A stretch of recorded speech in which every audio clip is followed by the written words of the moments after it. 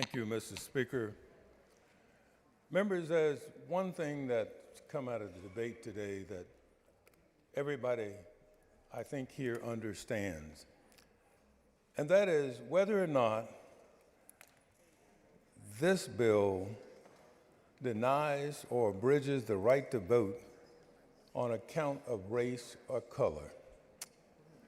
There's one side that says it doesn't.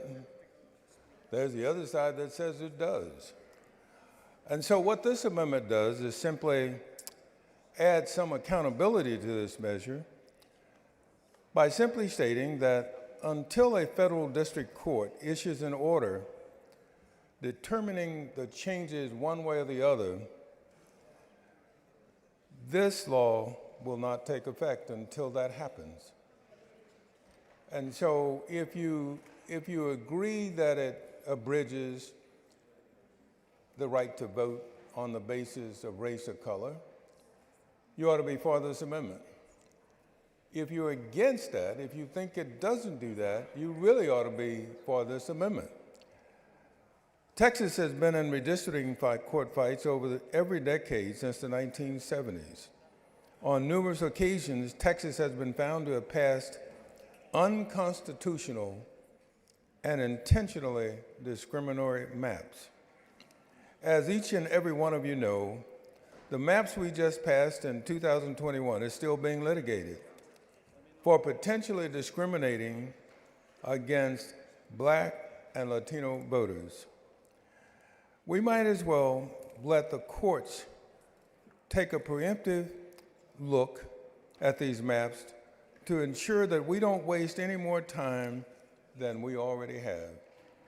And so with that, Mr. Speaker, I'll be happy to yield to any questions that my colleagues may have. Ms. Cole, for purpose. Will the gentleman yield? Gentleman yield for questions. He yields for questions. Thank you.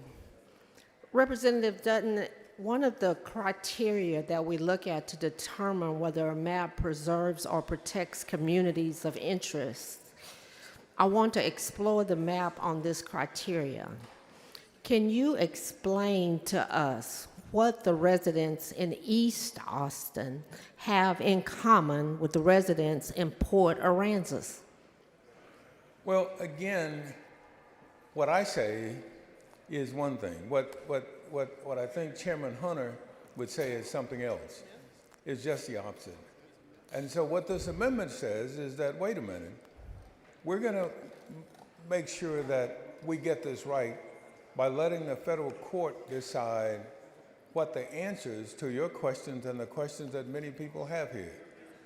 That is the only way I can consider that we would not waste a whole lot of time in terms of getting whatever maps that this body wants to pass completed and done with.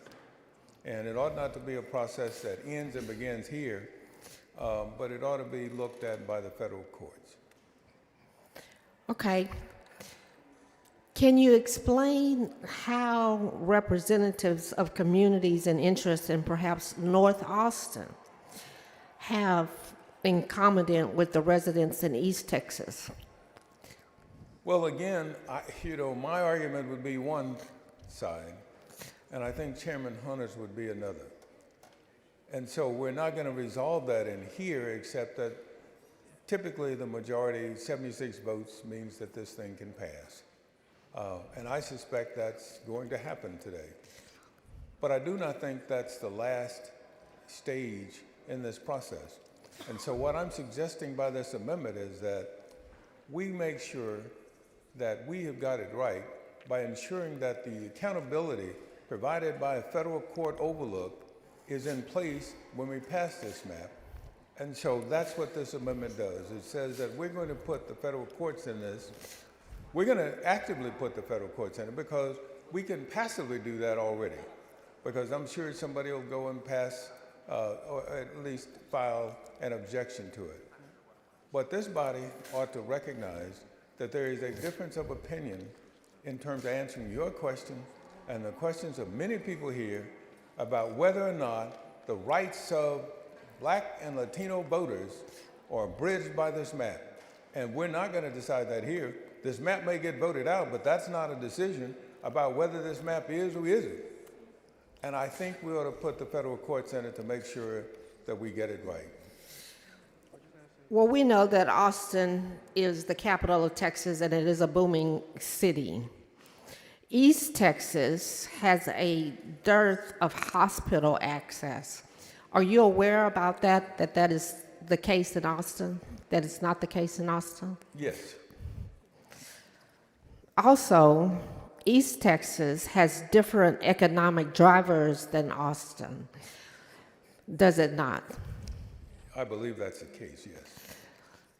Austin is often ranked as one of the top cities in the country and is sought after by many corporations as it's known throughout the world. That is not the case in East Texas, is that correct? Well, that's one opinion, and that's what I'm saying is, irrespective of whether my opinion says that I believe East Austin and East Texas have anything in common at all, or whether or not the other side says that they have everything in common, that makes no difference to me. What makes a difference is having the federal court's oversight look at this and make the determination as to whether or not we are actively, not passively, but actively engaging in the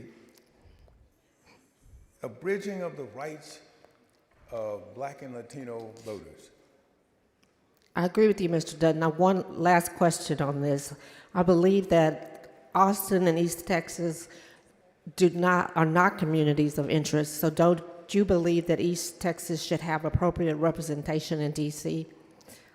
I believe that about all districts. I believe that about all areas of Texas. I believe that the real question for us here is whether or not we can make that happen. And if one side feels that we have and the other side feels that we haven't, there is going to be an independent determination made, and that's going to be made by federal courts. And what this amendment does is simply says that we're going to put the federal courts in this at the start of this bill as opposed to after the bill is passed, but we're going to say today that this map, whether it may be this or it may be that, we're going to let the federal courts in it so that when the federal court makes the decision, then that's when this bill can take effect. Thank you.